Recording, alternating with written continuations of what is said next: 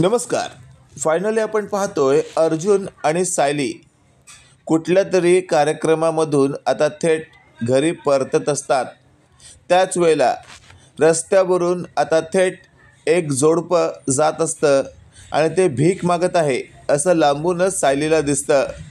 सायली मग निरखून पाहते आणि लगेचच ती बोलू लागते, अर्जुन सर, आई बाबा. हे वाक्य ऐकल्यावर अर्जुनही आता थेट निरखून पाहतो तर समोर मैनावती आणि तिचा नवरा हे दोघंही भीक मागत असल्यासारखं दिसत असतं. अर्जुन आणि सायली एकदमच शॉक होतात. लगेचच आता सायली म्हणत असते, अर्जुन सर, मला तुम्हाला काहीतरी सांगायचं आहे. त्यावर अर्जुन म्हणत असतो, मिसेस सायली, अहो सांगा ना, काय सांगायचं आहे. त्यावर सायली म्हणत असते, अर्जुन सर, मी तुम्हाला खात्रीने सांगू शकते, हे जे आई बाबा समोर आहेत ना भीक मागताना, हे माझे आई बाबा असूच शकत नाही. त्यावर मात्र अर्जुन म्हणत असतो, मिसेस सायली, हे कशावरून बोलताय तुम्ही. त्यावर सायली म्हणत असते, कारण त्यांच्यामध्ये जी वृत्ती आहे ना ती माझ्यामध्ये नाही आहे. बघा, जरा तरी विचार करा. अहो, माझे आई बाबा भीक मागतील असं होऊच शकत नाही. माझं मन सांगतंय ही माझी आई नाही आणि हे माझे बाबा नाही. त्यावर अर्जुन म्हणत असतो, मिसेस सायली, अहो पण डी एन ए टेस्टच्या रिपोर्टने तर फायनल हेच सांगितलं आहे की हेच तुमचे आईबाबा आहेत. त्यावर लगेचच आता सायली म्हणत असते, अर्जुन सर, अहो काही झालं तरी माझं मन जे सांगतंय मी त्याच्यावर विश्वास ठेवू का DNA टेस्टवर विश्वास ठेवू. त्यावर अर्जुन म्हणत असतो, अहो DNA टेस्ट शेवटी फायनल रिपोर्ट आहे ना. त्यावर सायली म्हणत असते, अर्जुन सर, अहो DNA टेस्टचे रिपोर्ट बदलताही येऊ शकतात. बघा, विचार करा, आत्तापर्यंत आपल्या घरामध्ये जे काही महाभारत घडलं आहे त्यात कितीतरी वेळा कोणत्या ना कोणत्या प्रकारचे टेस्टचे रिपोर्ट बदलण्यातच आले आहेत. त्यावर अर्जुन म्हणत असतो, मिसेस सायली, अगदी बरोबर बोलताय तुम्ही, याच्यावर तर बारकाईने विचार करायलाच हवा. त्यावर सायली म्हणत असते, जर तुम्हाला विचार करायचा असेल ना तर मी सांगते तसा करा. सगळ्यांच्या नकळत तुम्ही DNA टेस्ट करा. बघा, त्याचे रिपोर्ट काहीतरी वेगळे येतील. हे वाक्य ऐकल्यावर अर्जुन म्हणत असतो, मिसेस सायली, अगदी बरोबर बोललात तुम्ही. आणि अशातच आपण पाहतोय थेट सायलीने अर्जुनने सांगितल्याप्रमाणे नयनावतीचा एक केस मिळवलेला असतो आणि तिने आपला एक केस, असे दोन्ही केस थेट अर्जुनच्या हातात देत त्या लॅबोरेटरीपर्यंत पोहोचवलेले असतात. इकडे आपण पाहतोय आता पुन्हा एकदा नयनावती आणि सायलीची DNA टेस्ट होणार, हे फक्त अर्जुन आणि सायलीलाच माहिती असतं. इकडे आपण पाहतोय आता सायली अर्जुनला नेमकं हे बोलताना प्रियाने ऐकलेलं असतं आणि प्रिया स्वतःशी बोलत असते, वा देवा वा, बरं झालं, ऐन वेळेला यांच्या मनात काय चाललंय, यांनी काय प्लॅन आखलाय, हे सगळं कळून चुकलं मला. आता मला पुन्हा एकदा त्या DNA टेस्टचे रिपोर्ट बदलावे लागतील.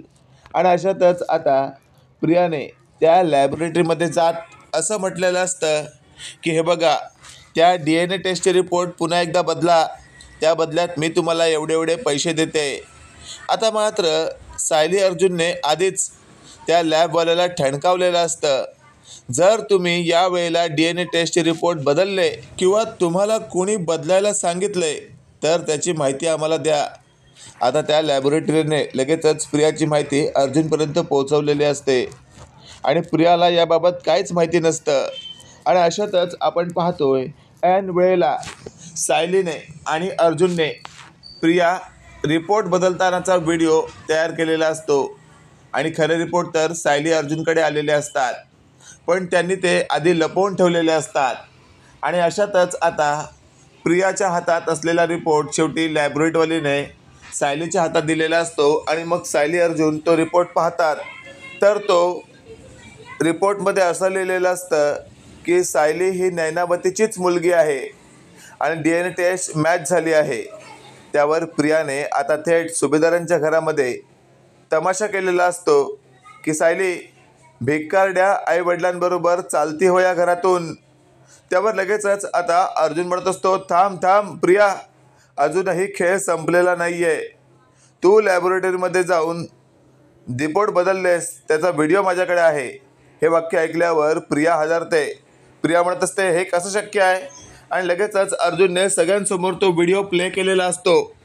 त्या व्हिडिओमध्ये स्पष्टपणे असं दिसत असतं की प्रिया त्या लॅबोरेटरीवाल्याशी बोलत आहे की या वेळेला रिपोर्टमधला एवढे एवढे पैसे देते, पण खरा रिपोर्ट लॅबोरेटरीवाल्याने सायली अर्जुनच्या हातात दिलेला असतो, जो रिपोर्ट अर्जुन सायलीने सगळ्यांसमोर ओपन केलेला असतो, ज्यात स्पष्टपणे असं लिहिलेलं असतं की अजिबातच सायली आणि नयनावतीचा काहीच संबंध नाही आहे।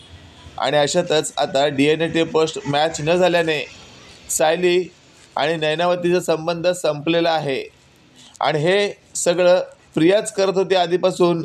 हे समोर आल्यामुळे आता थेट चांगलाच फटका सायलीने प्रियाच्या कानाखाली लगावलेला असतो।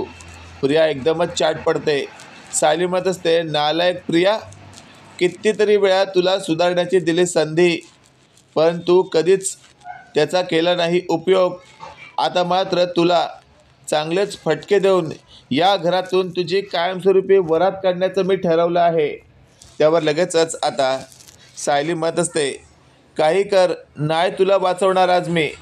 मित्रांनो, इथे तर आता सायली खूपच चिडली आहे, पण तेवढ्यात आपण पाहतोय कल्पना म्हणत असते, सायली फक्त हिला धमकी देऊन चालणार नाही आहे, तर मला असं वाटतंय आपण हिला तुरुंगात पाठवलं पाहिजे, हिला पोलिसात दिलं पाहिजे। त्यावर सायली म्हणत असते, आई अगदी बरोबर बोलतायत तुम्ही, माझ्या मनातलं बोललात तुम्ही। असं बोलत शेवटी सायलीने सगळं काही क्लिअर केलेलं असतं आणि त्या लॅबोरेटरीच्या मदतीने प्रियाला पोलिसात देण्याचं ठरवलेलं असतं। प्रिया हात जोडून रिक्वेस्ट करत असते, माफ़ करा, माफ़ करा, मी चुकले, मी असं वागायला नको हवं होतं। त्यावर लगेचच आता अर्जुन म्हणत असतो, किती वेळा माफी मागशील ग, कितीतरी वेळा तुला समजवण्याचा विचार केला, पण तू शेवटी तुझ्या लायकीवरच उतरतेस। आजही तू जे काही केलेस ना, त्यासाठी मी तुला माफ करू शकत नाही, कारण तुझ्यामधली जी वृत्ती आहे ना, त्या वृत्तीकडे पाहता तू कधी उभ्या आयुष्यात सुधारशील असं वाटत नाही। त्यावर सायलीला आता शेवटी प्रिया म्हणत असते, प्रिया, प्रिया माझं नाव काय सायली, मला एकदा माफ कर ग। त्यावर सायली म्हणत असते, नाही, अजिबात नाही, तुझ्यासारख्या घाणेरड्या वृत्तीच्या मुलीला मी अजिबातच माफ करू शकत नाही। मित्रांनो, तुम्हाला काय वाटतंय, खरंच या प्रियाला कोणी माफ केलं पाहिजे का? कमेंट करून नक्की कळवा आणि असेच नवनवीन अपडेट पाहण्यासाठी व्हिडिओला लाईक आणि चॅनलला नक्की सबस्क्राईब करा। धन्यवाद।